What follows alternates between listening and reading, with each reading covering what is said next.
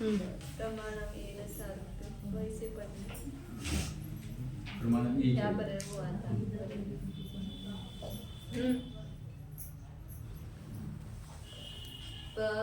प्रकरण चल रहा था। न्यायिक जो है वो सन्निकर्ष को प्रमाण मानते हैं, उसका निराकरण कर रहे थे। तो उसमें बौद्ध का भी बीच में यहाँ पर आ रहा है। तो बौद्ध क्या कहते हैं कि प्रमाण ज्ञान जो है पदार्थ के आकार होता है, इस और उससे ज्ञान की उत्पत्ति होती है। तो उसी का खंडन यहाँ पर आगे से कर रहे हैं। सन्निकर्ष का प्रकरण उपसंहार करके अब इसका चल रहा है। 34 नंबर के वाक्य में प्रमाणम येन सारूप्यम कथ्यते दिगति फलम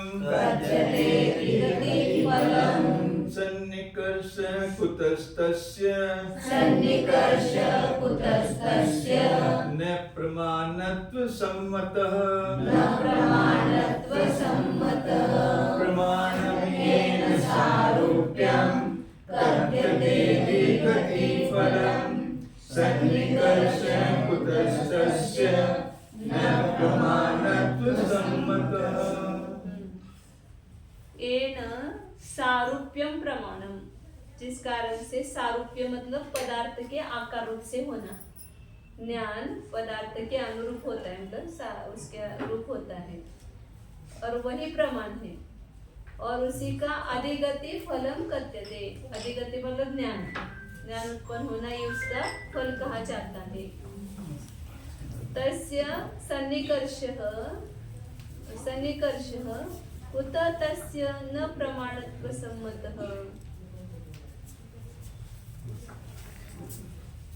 तो उनके मत में सन्निकर्ष भी प्रमाण पढ़ने से क्यों नहीं कहना चाहिए।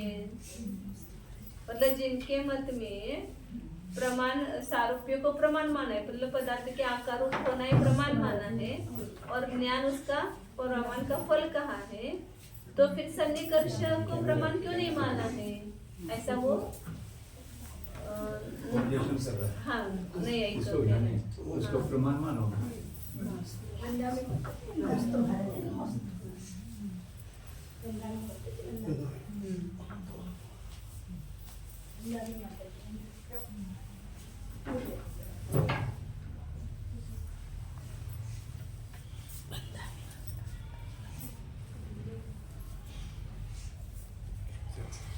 जिस मतलब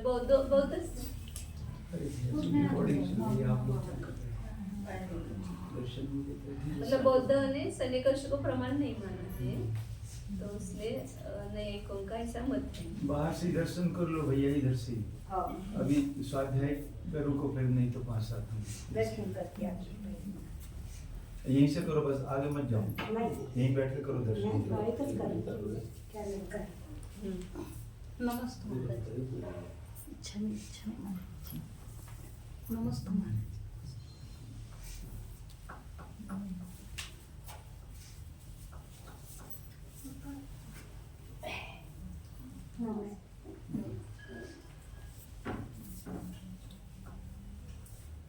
कितनी देर स्वाध्याय में बाधा डाल रहे हो आप लोग। 10 मिनट बैठो ना वहाँ पे, स्वाध्याय सुनो आराम से, बैठ के सुनो, स्वाध्याय अच्छा लगेगा। चलो। जिस बोध करके ज्ञान का अर्थ के आकार हो जानापन प्रमाण कहा जाता है और अर्थ की अधिगति प्रमाण का फल माना गया है, उसके यहाँ सन्निकर्ष भी प्रमाण पने से क्यों नहीं भले प्रकार मान लिया गया कहना चाहिए। अर्थात दर्पण में घट के प्रतिबिंब पड़ जाने पर वह घट का आकार माना जाता है। वैसे ही प्रकाशक ज्ञान में घट पट आदिकों के आकार पड़ जाने से वे घट पट के ज्ञान कहे जाते हैं। अतः तदाकारता प्रमाण है और अर्थ की अधिगति उसका फल है। यह बौद्धों का मत है। यानी ज्ञान में घटपट आदि आकार रूप झलकते हैं और उसी से घट के ज्ञान होता है। तथा आत्मा, मन, इंद्रिय और अर्थ, इन 4, 3 या 2 के सन्निकर्ष से अर्थ ज्ञप्ति होना नैयायिकों का मत है। ज्ञान में अर्थ का सन्निकर्ष होने पर ही प्रतिबिंब यानी आकार पड़ सकेगा। ऐसी दशा में साक्षात या परंपरा से संबंधित होकर आकार डालने वाले पदार्थों के ज्ञान में सन्निकर्ष भी उस बोध के यहाँ प्रमाण पने से भले प्रकार माना गया हो जाना चाहिए, किंतु बौद्धों ने सन्निकर्ष को प्रमाण नहीं माना है। सारूप्यम प्रमाणम अस्य प्रमाणस्य अधिगति फलम संवेदनस्य अर्थरूपताम मुक्त्वा अर्थेन घटितुम अशक्य है। बौद्ध कह रहे अभी तो सारूप्यम प्रमाणम, सारूप्य मतलब पदार्थ के आकारूप होना, मतलब जैसा पदार्थ वैसा प्रतिबिंब ज्ञान में क्यों पड़ता है या ज्ञान उसी पदार्थ को क्यों जानता है, तो उस आकार सहित होता है। जैसे दर्पण में पदार्थ का आकार पड़ता है ना, तो दर्पण में जैसा रंग जैसा रूप है वैसा वो दर्पण हो जाता है। तो वो जो सारूप्य है वही प्रमाण है। और अस्य अधिगति फलम, और उसका फल क्या हो गया, ज्ञान। अभी मुझे ये लाल ही क्यों दिखाई दे रहा है, तो मेरा ज्ञान लाल रूप हो गया है, इसलिए ये लाल पदार्थ का ज्ञान हो रहा है। यदि उस पदार्थ के आकार ज्ञान नहीं होता तो उसका ज्ञान कैसे हो पाता, ऐसा बौद्धों की मान्यता है। तो सारूप्य प्रमाण है और इसका अधिगति मतलब ज्ञान होना एक फल है। संवेदनस्य अर्थरूपता मुक्त्वा अर्थेन घटितुम अशक्य है। संवेदन मतलब जो ज्ञान है उसमें अर्थ रूपता को छोड़कर, मतलब उस पदार्थ के रूपना होना उसको छोड़कर उस पदार्थ के साथ उसका घटित होना शक्य नहीं है। मतलब अर्थ रूप यदि उस पदार्थ के आकार रूप नहीं हो ज्ञान तो उसको कैसे जान सकता है, उसको जानना शक्य नहीं है। अभी हम इसी को क्यों जान रहे हैं, तो हमारा ज्ञान उस आकार रूप हुआ है इसलिए उसी को जान रहे हैं, ऐसा उनका मत है। नीलस्य इदं संवेदनम इति निराकार संविदः किंचित प्रत्यासत्ति विप्रकर्ष असिद्धेः सर्वार्थेन घटन प्रसक्तेः घटन प्रसक्ते सर्व एक वेदना सर्वार्थेन घटन प्रसक्ते सर्व एक वेदना आपत्ति एक वेदना आपत्ति है। उसी का मत है ना सब पूरा। नीलस्य इदम संवेदनम, नील पदार्थ का यह संवेदन है। इस प्रकार निराकार संविदः मतलब ज्ञान तो कैसा है, निराकार है, फिर उस ज्ञान में ये नील का संवेदन है। इस प्रकार किसी के साथ प्रत्यासक्ति और विप्रकर्ष मतलब दूरता ये असिद्ध होने से सर्वार्थेन घटन प्रसक्ते सभी पदार्थ के साथ उसका घटित होने का प्रसंग आ जाएगा। सर्व एक वेदना पत्य और सब पूरा ज्ञान एक हो जाएगा। काला नीला पीला। हाँ क्या म्हणाला, असिद्धीची तर इथं सिद्धी आहे। प्रकर्ष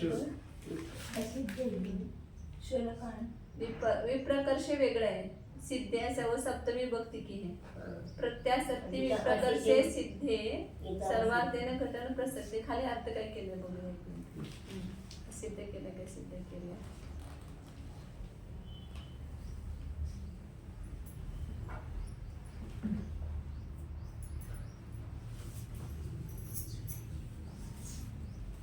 यह नील का संवेदन है, पीठ का संवेदन है।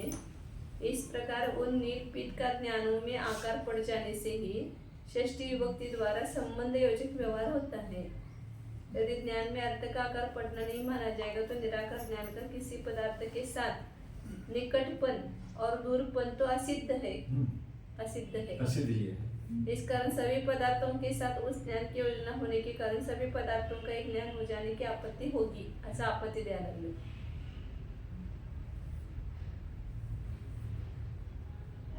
तदाकार यदि नहीं माना, निराकार मानेंगे तो फिर दूरवर्ती हो पदार्थ या निकट हो, सभी का आकार उसमें झलकेगा तो सब पदार्थों के साथ सबका मतलब जानना रूप एक ज्ञान हो जाएगा, एक संवेदन की आपत्ति आएगी। करणादेः सर्वार्थ साधारणत्वेन तत्प्रति निमित्तता अनुपत्तेः इति अपि येन उच्यते तस्य सन्निकर्षः प्रमाणम् अधिगतिः फलम् तस्मात् अंतरेण अर्थ संघटन असंभवात् असंभवात् ही ना अर्थ घटन असंभवात्। करणादेः सर्वार्थ साधारण इंद्रिय तो सभी पदार्थ में साधारण रूप होने से तत्प्रति नियम निमित्तता अनुपपत्ति है। फिर अभी इस समय हम इसी पदार्थ को जान रहे, इसको नहीं जान रहे, तो ये जो नियम बन गया इसकी निमित्त की अनुपपत्ति होने से इंद्रियों के द्वारा तो ये नियम नहीं बन सकता है कि हम अभी इसी पदार्थ को जान रहे, दूसरे को नहीं जान रहे। ये नियम कैसे वर्तित होगा? वो नियम के लिए 3 मानते हैं ना, तदुत्पत्ति, तदाकार और तदध्यवसाय, ऐसे बौद्धों का सिद्धांत है। तो यदि उस पदार्थ के आकार ज्ञान नहीं होता है तो फिर वो प्रतिनियम नहीं घटित होता है। तो आप बोलेंगे कि इंद्रियादिक जो है वो सभी पदार्थों के लिए साधारण रूप होने से, मतलब सभी पदार्थों के लिए सामान्य निमित्त है ना इंद्रिय जो है वो, तो फिर इस ज्ञान के लिए यह ज्ञान इसी पदार्थ को जान रहा है, ये करणादिक से मतलब इंद्रिय से तो नियम नहीं बनेगा, निमित्त अनुपपत्ति है, अनुपत्ति होने से इत्यपि येन उच्यते, ऐसा जो कहते हैं उनके मत में सन्निकर्ष प्रमाण है और ज्ञान उसका फल है।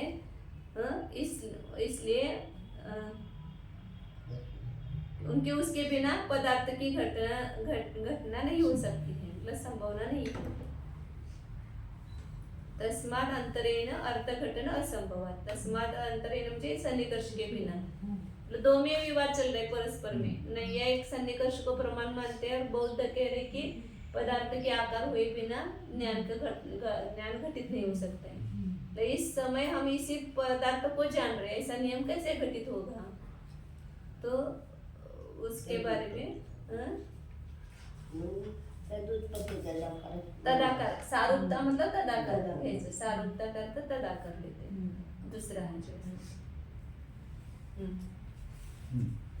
बोध कह रहे हैं कि ज्ञान में अर्थ का पड़ गया सदृश आकार सहितपना प्रमाण है, क्योंकि प्रमाण स्वरूप उस तदाकारता से ही ज्ञान नियत पदार्थों को जानता है और पदार्थों की न्यप्ति हो जाना इस प्रमाण का फल है। देवदत्त का धन है, जिन दत्त का घोड़ा है, यहाँ स्वयं स्वामी संबंध ही देवदत्त और धन का तथा जिनदत्त और घोड़े का योजक है। इसी प्रकार घट और ज्ञान का योजक उस घट का ज्ञान में आकार पड़ जाना है। ये घट का ज्ञान, ये पट का ज्ञान, ये नील का ज्ञान, ऐसा जो संबंध जोड़ा ना, स्वस्वामी संबंध करेंगे उसको भी नहीं, स्वस्वामी संबंध नहीं, उसका ये बता रहे कि ज्ञान में आकार पड़ जाना।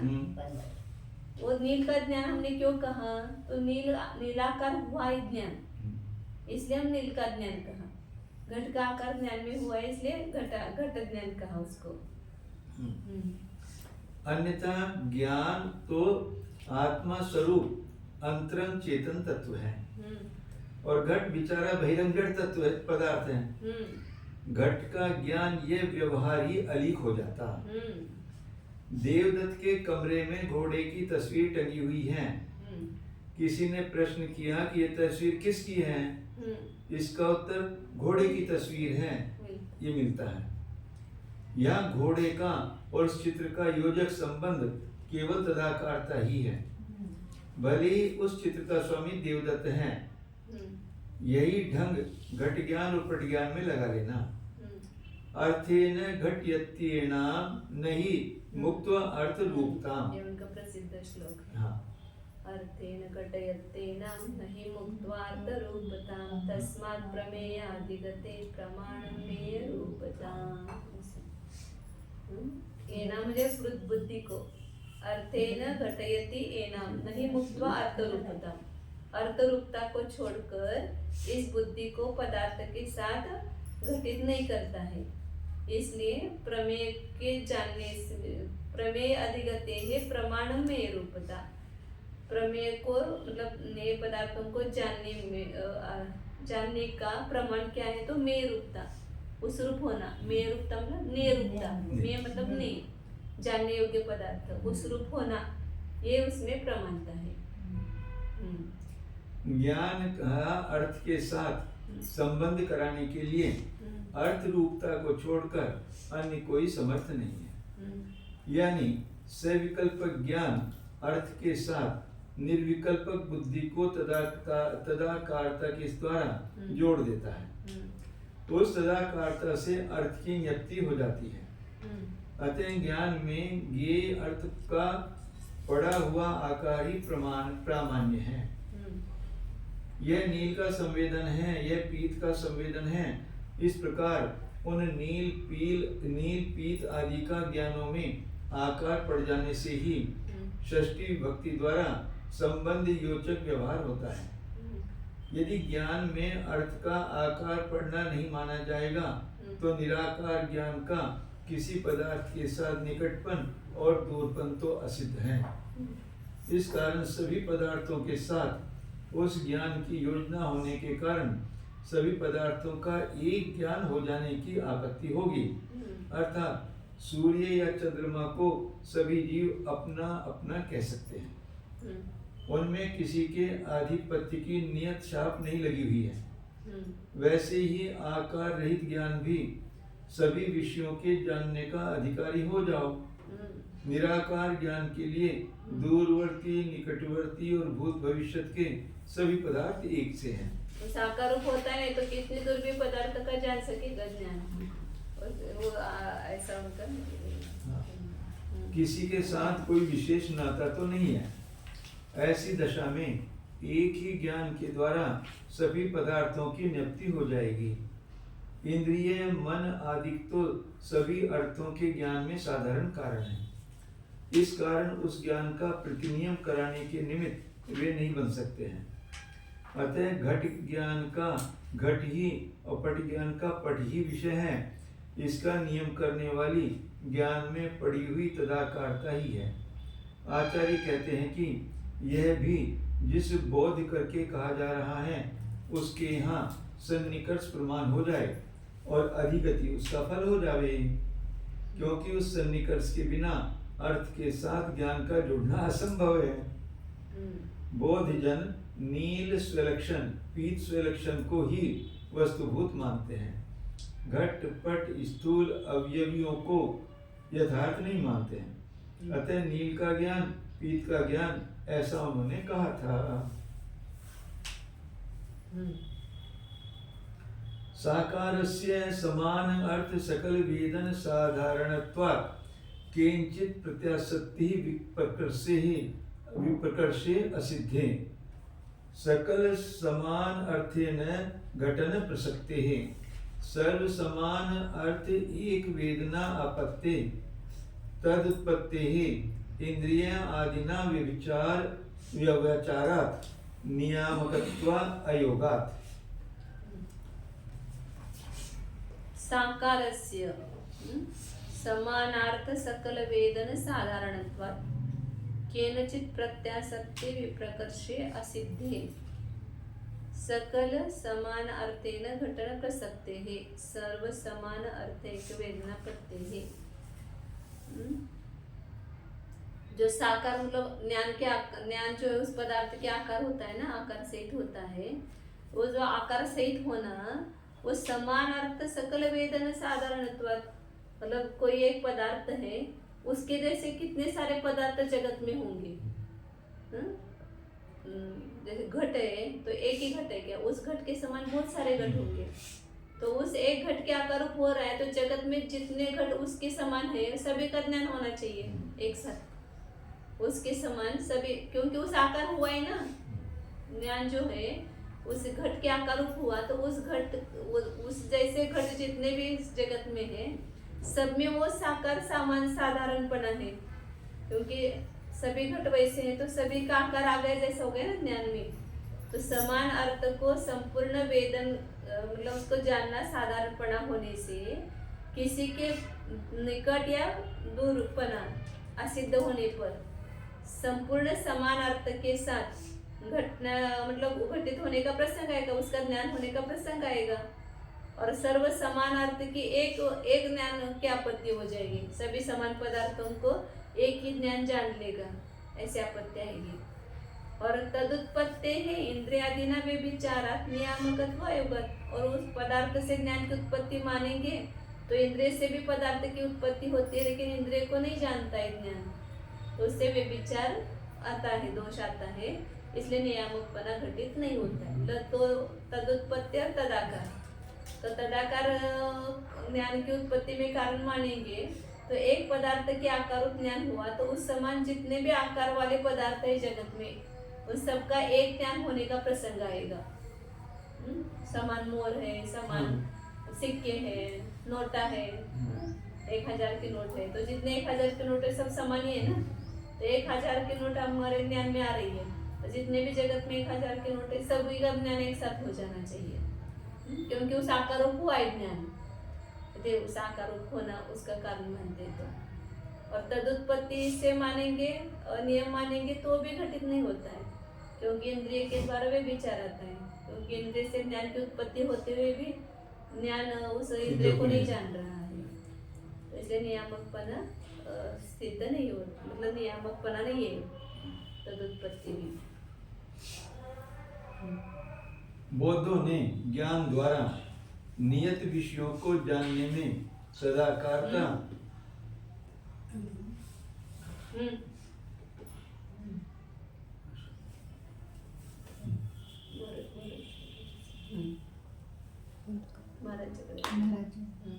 बौद्धों ने ज्ञान द्वारा नियत विषयों को जानने में तदाकारता, तदुत्पत्ति और तद अध्यवसाय ये 3 नियामक हेतु कहे हैं। आचार्य महाराज उनमें दोष दिखाते हैं कि बौद्ध यदि तदाकारता से उस विषय को जानने की व्यवस्था करेंगे तो तदाकारता को संपूर्ण समान अर्थों के ज्ञान कराने में साधारणपना होने के कारण किसी एक ही विवक्षित पदार्थ के साथ निकटपना और दूरपना जब सिद्ध नहीं है तो संपूर्ण ही समान अर्थों के साथ संबंधित हो जाने का प्रसंग हो जाने से सभी समान अर्थों का एक ज्ञान हो जाने की आपत्ति होगी। भावार्थ, मशीन में ढले हुए 1 रुपये का छूना या देखना रूप ज्ञान होने पर उसी सन के ढले हुए समान मूर्ति वाले एक से सभी देशांतरों में फैले या संदूक में रखे भूमि में गड़े हुए रुपयों का चाक्षुष या स्पर्शन हो जाना चाहिए। तैसे ही एक घड़े के देख लेने पर उस घट के सदृश सभी घटों का ज्ञान हो जाना चाहिए, क्योंकि बौद्ध मत अनुसार उनकी ज्ञप्ति का प्रधान कारण तदाकारता तो ज्ञान में पड़ चुकी है। समान आकार वाले पदार्थों के चित्र यानी तस्वीर एक से होते हैं। ईस्वी सन 1928 में ढले हुए पंचम जॉर्ज की मूर्ति से युक्त 1 रुपये की तस्वीर जैसी होगी, वही चित्र उस साल के ढले हुए अन्य रुपयों का भी होगा। फिर 1 रुपये को देखकर उस साल के ढले हुए सदृश सभी देशांतरों में फैले हुए रुपयों का उसी समय चाक्षुष ज्ञान क्यों नहीं हो जाता है? इसका उत्तर बौद्ध यदि यूं कहें कि हम तदुत्पत्ति को ज्ञान द्वारा नियत व्यवस्था करने में नियामक मानते हैं, अर्थात जो ज्ञान जिस पदार्थ से उत्पन्न होगा उसी को जानेगा, अन्य को नहीं। तदुत्पत्ति सन्मुख रखे हुए 1 रुपये से उत्पन्न हुआ ज्ञान उसी रुपये को जान सकता है, अन्य सदृश रुपयों को नहीं, क्योंकि वह ज्ञान अन्य समान रुपयों से उत्पन्न नहीं हुआ। ज्ञान अपने उत्पादक कारण रूप विषय को जानता है, न कारणम विषय। जो ज्ञान का कारण नहीं है वह ज्ञान का विषय नहीं है। ग्रंथकार कहते हैं कि इस प्रकार बौद्धों के कहने पर समान अर्थों के जानने का व्यभिचार दोष तो दूर हो गया, किंतु इंद्रिय, पुण्य, पाप, आकाश आदि करके व्यभिचार दोष लग गया। अर्थात इंद्रिय क्षयोपशम पुण्य आदि कारणों से ज्ञान उत्पन्न होता है, किंतु उनको जानता तो नहीं है। अतः इंद्रिय आदि से व्यभिचार हो जाने के कारण तदुत्पत्ति को नियम करानेपन का अयोग है। यदि बोध इंद्रिय आदि करके हुए व्यभिचार का निवारण साकारता से करें, यानी तदाकारता और तदुत्पत्ति दोनों का हम नियामक मानते हैं। इंद्रिय आदिकों में तदुत्पत्ति है, यानी इंद्रिय पुण्य आदि से ज्ञान की उत्पत्ति है, किंतु ज्ञान में उनका आकार न पड़ने से तदाकारता नहीं है, अतः व्यभिचार दोष नहीं आता है। तथा सदृश अर्थों की तदाकारता तो ज्ञान में है, किंतु उन सदृश अर्थों से ज्ञान उत्पन्न नहीं हुआ है, अतः उनको नहीं जानता है। इस प्रकार तदुत्पत्ति और तदाकारता दोनों को नियामक मानने पर भी समान अर्थ के ज्ञान के अव्यवहित उत्तरवर्ती ज्ञान से व्यभिचार दोष लग जाएगा। वह ज्ञान समान अर्थ के ज्ञान से उत्पन्न हुआ है और समान अर्थ के ज्ञान का आकार भी उसमें पड़ा है। फिर अन्य देशांतरवर्ती पुरुषों में हो रहे या अपने को कभी हुए समान अर्थों के ज्ञान को क्यों नहीं जानता है? बताओ। घट ज्ञान के पीछे हुआ ज्ञान उस घट ज्ञान को जान सकता है, किंतु दूसरे सदृश घट के ज्ञान को नहीं जान सकता है। बौद्धों के मत अनुसार ज्ञान को बीच में देकर समान अर्थ के समानांतर ज्ञान में तदुत्पत्ति और तदाकारता तो घट जाती है, अथवा समान अर्थ के ठीक अव्यवहित पूर्ववर्ती ज्ञान से दोनों तदाकारता और तदुत्पत्ति का व्यभिचार उठा सकते हो। तद अध्यवसायस्य मिथ्याद समानांतर प्रत्ययेन कुतश्चित सिते शंखे पीत आकार ज्ञान जनित आकार ज्ञानस्य तज्जन्यादि रूप सद्भावे अपि तत्र प्रमाणत्व अभावात् प्रमाणत्व अभावात् इति कुतः न सम्मतम्। तदुत्पत्ति तदध्यवसाय दोनों का भी खंडन किया ना आचार्य ने। तो यहाँ पर तदध्यवसाय तीसरा तीन उनके अभी बताए थे ना कि बौद्धों ने तदाकारता तदुत्पत्ति और तदध्यवसाय इन तीन नियम को माना है, मतलब नियामक हेतु माना है। यह ध्यान करने इस पदार्थ को ही जानता है, अन्य को नहीं जानता है। इसका नियामक क्या है? तो तदाकारता है, या तो तदुत्पत्ति है, या तदध्यवसाय है। ये तीन कारण है। तो तदाकारता बनेगी तो ये ऊपर आपत्ति देते कि सभी समान पदार्थों का एक ज्ञान हो जाएगा, और तदुत्पत्ति मानेगी तो इंद्रियों के साथ वे विचार दोष आता है, ये बताया था। और तदध्यवसाय का यहाँ पर उत्तर ले सुनील करे कि तदध्यवसाय जो है मतलब निर्विकल्प ज्ञान पहले क्षण में उत्पन्न होता है, फिर उसके बाद उत्पन्न होने वाला विकल्प ज्ञान है उसका निर्णय करता है, उसी का निर्णय करता है, इसलिए उसका वो ज्ञान होता है। मतलब वही उसका नियत विषय ऐसा समझ में आता है। बाद में यदि निरी पदार्थ को नहीं जानता तो फिर उसका निर्णय भी नहीं कर पाता ना, तो उस तदध्यवसाय से उसका निर्णय होता है निर्विकल्प ज्ञान का, ऐसा कहते हैं। तो उसके लिए कह रहे कि तदध्यवसायस्य मतलब उसी का अध्यवसाय मतलब जानना, निर्णय करना होता है। तो उसका भी मिथ्यात्व समानांतर प्रत्यय न, मिथ्यात्व क्या है इनका मतलब भ्रांति रूप जो ज्ञान होता है ना, मिथ्या रूप ज्ञान होता है, उसके बाद उनके ज्ञान के द्वारा किसी कुतश्चित किसी कारण से सीते शंके मतलब सफेद शंख में पीताकार ज्ञान चरिताकार ज्ञान से, ये पीला मतलब जिसको पीलिया रोग होता है ना, वो सफेद शंख होते हुए भी उसको ऐसा दिखाई देता है, पीला दिखाई देता है। तो पीताकार ज्ञान की उत्पत्ति रूप जो आकार हुआ उससे जनित जो आकार का ज्ञान है उसका तज्जन्मादि रूप सद्भावे अपि उस रूप का सद्भाव होने पर भी उसमें प्रमाणता का अभाव होने से इति कुतः न सम्मतम, इसलिए क्यों नहीं वो सम्मत होगा। वो क्या था? हाँ, उसको क्यों नहीं आप माना है, आचार्य कह रहे ना उनको, मतलब वो उनमें ही चल रहा है। इसका तदाकारता को प्रमाण करने वाले बौद्ध ने सन्निकर्ष को क्यों नहीं प्रमाण पड़े से अभिष्ट किया, ऐसा क्यों? तदाकारता और सन्निकर्ष दोनों का फल अधिगति मिल ही जाता है, ऐसा दोनों भी समान ही हो गए, ऐसा कहना। सदाकार करो कहो या सन्निकर्ष को, उस व्यभिचार दोष के दूर करने के लिए बोध तदध्यवसाय की शरण लेते हैं, अर्थात पीछे होने वाले विकल्प ज्ञान से जिस विषय का अध्यवसाय होगा पूर्ववर्ती निर्विकल्प ज्ञान का वही विषय नियत समझा जाएगा। अर्थ के ज्ञान के उत्तर काल भावी ज्ञान में सदृश अन्य अर्थ के ज्ञान का अध्यवसाय नहीं है, अतः उसको नहीं जान पाता है।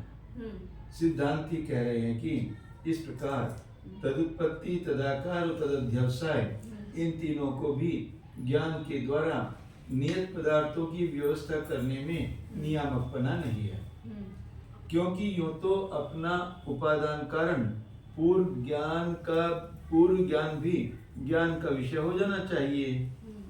पूर्व ज्ञान से उत्तर ज्ञान की उत्पत्ति भी है, पूर्व ज्ञान का आकार भी उत्तर ज्ञान में पड़ा हुआ है। जैसे कि प्रतिबिंब पड़े हुए दर्पण का यदि दूसरे दर्पण में प्रतिबिंब लिया जाए तो पूर्व दर्पण का भी प्रतिबिंब दूसरे दर्पण में आ जाता है।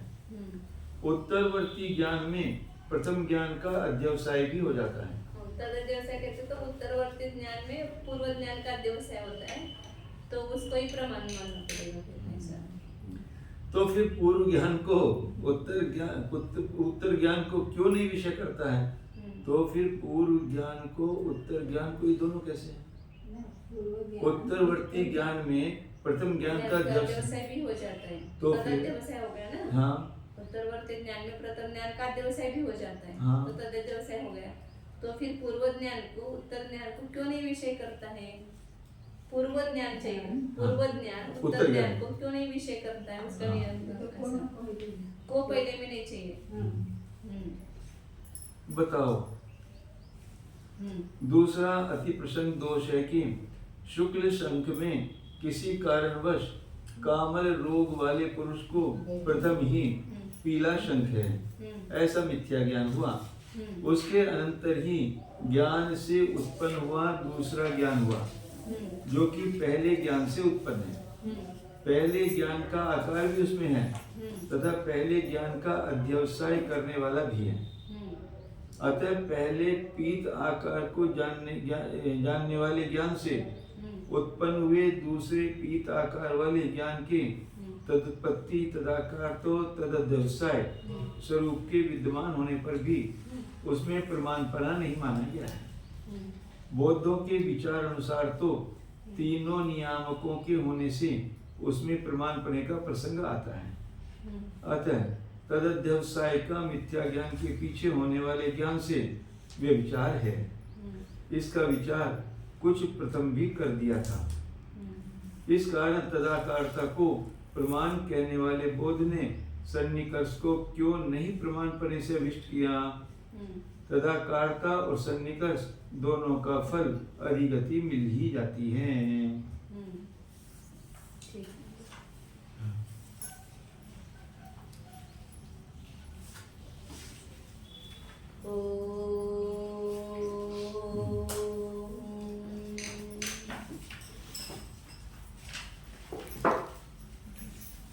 जानिए मैं शुद्ध चैतन्यमय जीव ही हूँ, ज्ञान दर्शन स्वरूप हूँ।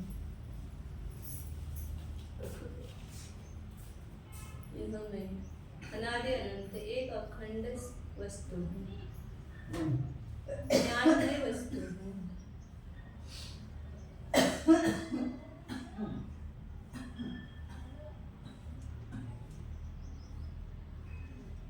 मैं विषयभूत प्रमेय, स्वप्रमेय, निज प्रमेय, ज्ञान व आनंद स्वरूप आत्मा,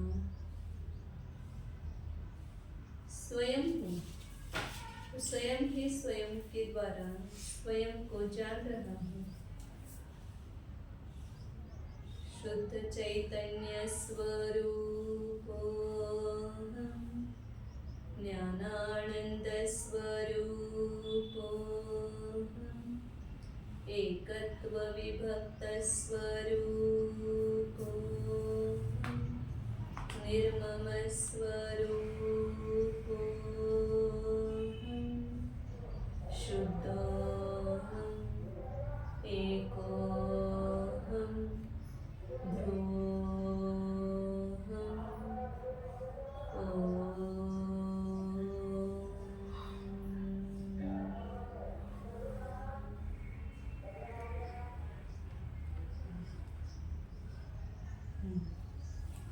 नमो अरिहन्ताय नमो सिद्धार्णं नमो आयर्याणं नमो वज्रायाणं नमो लोके।